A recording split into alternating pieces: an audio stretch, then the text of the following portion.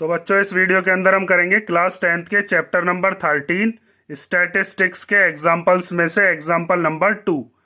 तो एग्जाम्पल 2 में हमें दिया है the table below gives the percentage distribution of female teachers in the primary school of rural areas of various states and union territories of India. नीचे एक table हमें दिखाई गई है जिसके अंदर हमें ये बताया है कि इंडिया के जितने भी स्टेट्स हैं, मतलब जितने भी प्रदेश हैं या फिर यूनियन टेरिटरी मतलब केंद्र शासित प्रदेश, उनके जो ग्रामीण क्षेत्र हैं हर एक स्टेट के, उनके प्राइमरी स्कूल्स के अंदर जो फीमेल टीचर्स हैं उनकी परसेंटेज कितनी कितनी है, उसके बारे में हमें एक टेबल नीचे बताया है। जैसे 15 से 25% तक फीमेल टीचर्स कितने स्टेट्स में है? 6 में। 25 से 35% तक फीमेल टीचर्स कितने स्टेट्स में है? 11 में। इस तरीके से टेबल दे रखा है हमें। उसके बाद क्या कहा है? Find the mean percentage of female teachers by all the 3 method discussed in this section. हमें क्या करना है? मीन निकालना है, और तीनों ही मेथड से हमको मीन निकालना है। 3 मेथड कौन कौन से बताए थे? एक बताया था डायरेक्ट, दूसरा बताया था मैंने एज्यूम्ड मीन मेथड, और तीसरा मैंने बताया था आपको स्टेप डेविएशन मेथड। तो हम तीनों मेथड्स को बारी बारी से देखेंगे। तो सबसे पहले आपको क्या करना है? इस टेबल को वर्टिकली लिख लेना है। पहला मेथड हम कर रहे हैं डायरेक्ट मेथड, ठीक है। तो सबसे पहले हमने ये जो जितने भी टीचर्स थे उनका ये दे दिया कि यहाँ पर ये क्लास बने हुए हैं, क्लास इंटरवल बने हुए हैं, मतलब ये ग्रुप्ड डेटा है। और नंबर ऑफ स्टेट्स जो है वो हमें बताई है।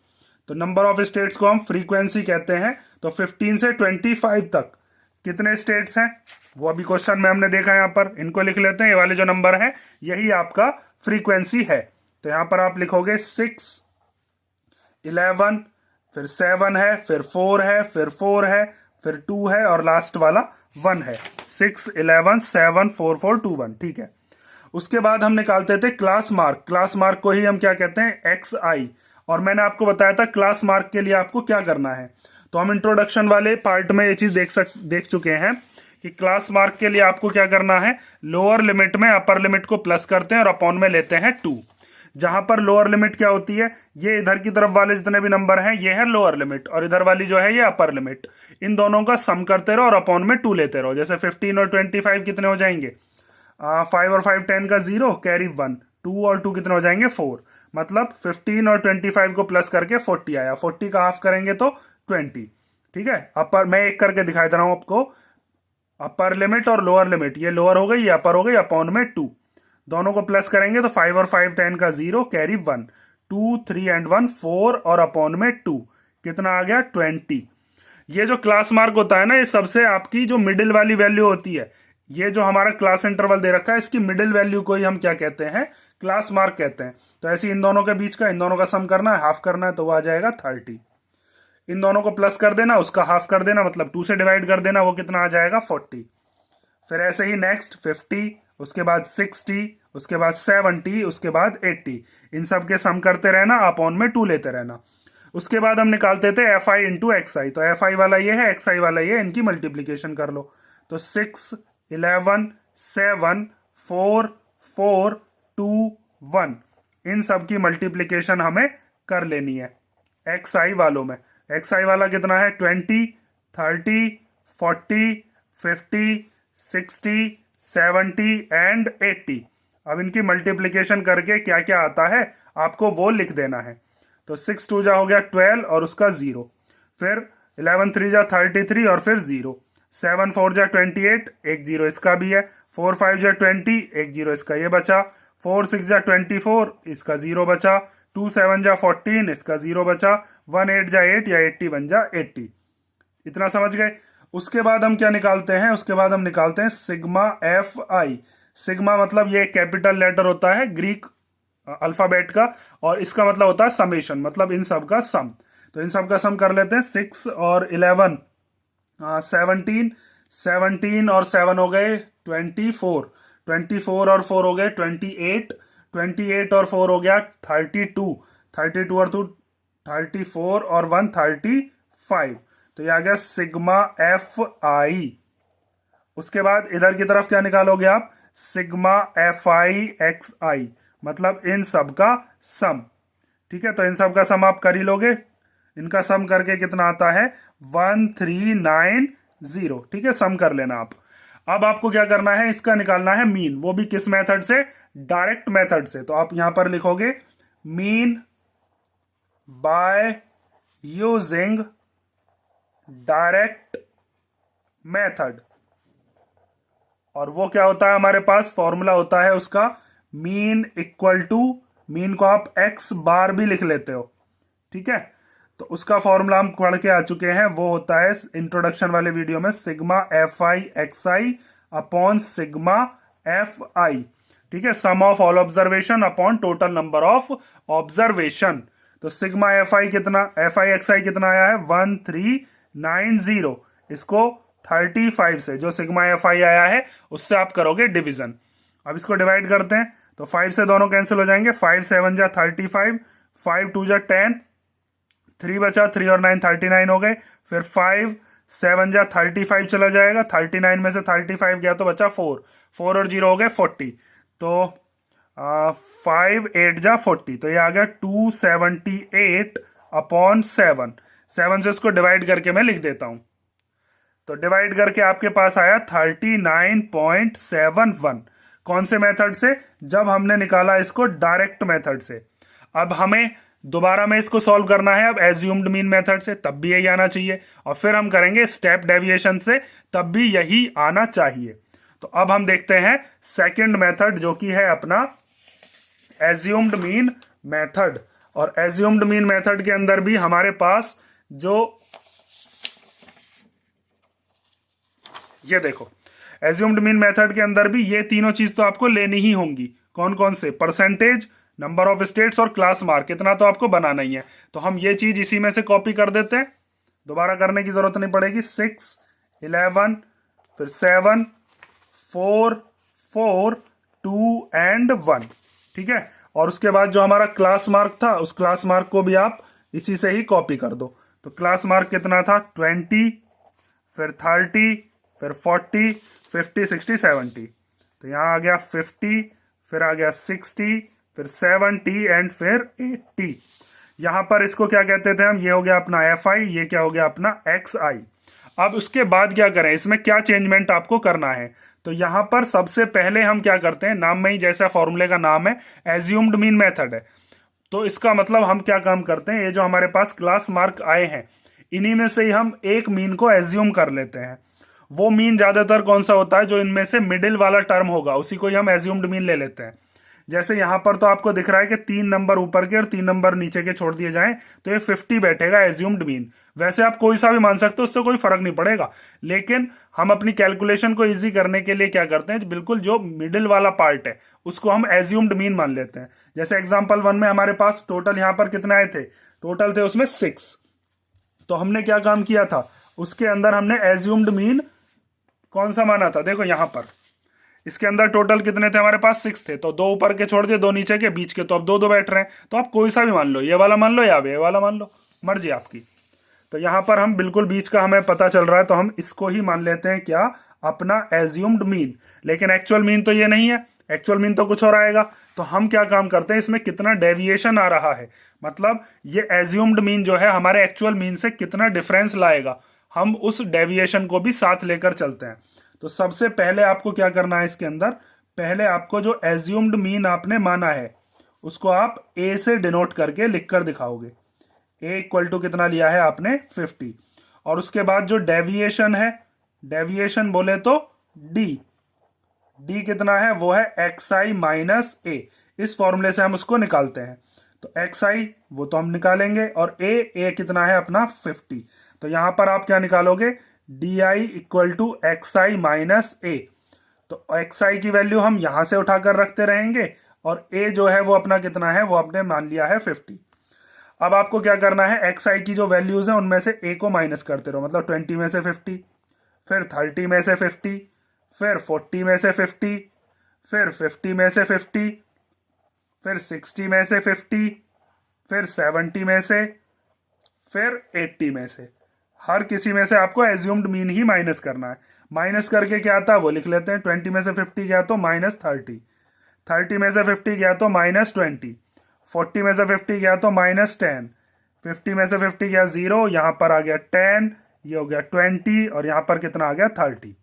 इतना समझ गए। अब इसके अंदर एज्यूम्ड मीन के अंदर हम एफ आई और डी आई की मल्टीप्लाई करते हैं। जो आपका डायरेक्ट मेथड था उसके अंदर क्या किया था हमने, एफ आई की मल्टीप्लीकेशन एक्स आई में करी थी। तो यहां पर अब मल्टीप्लीकेशन कर लो इनकी।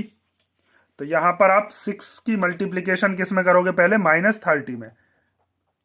तो 6 3 जा हो गया 18 माइनस का और फिर 0।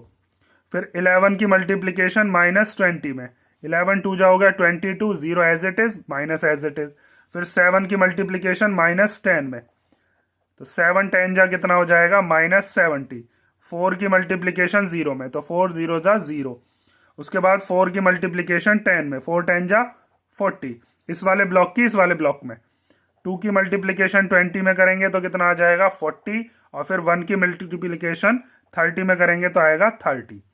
उसके बाद यहाँ पर जैसे आपने पिछले में निकाला था, इधर निकालेंगे हम टोटल इनका, मतलब समेशन ऑफ एफ आई जो फ्रीक्वेंसी है वो कितना आया था 35।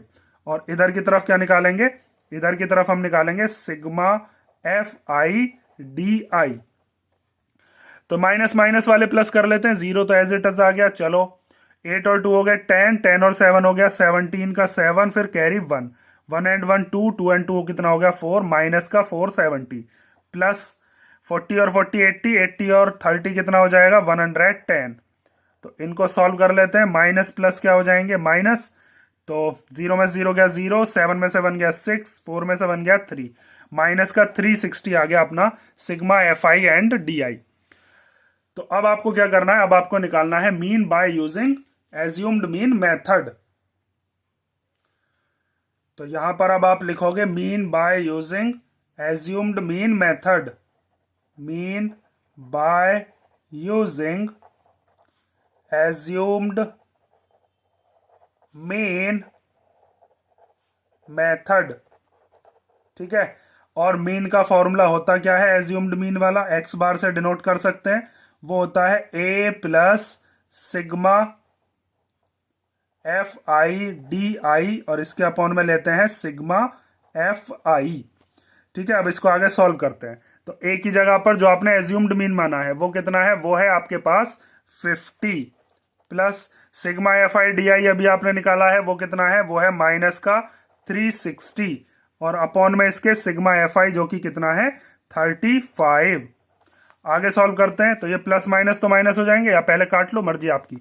तो 50 माइनस 360 अपॉन 35।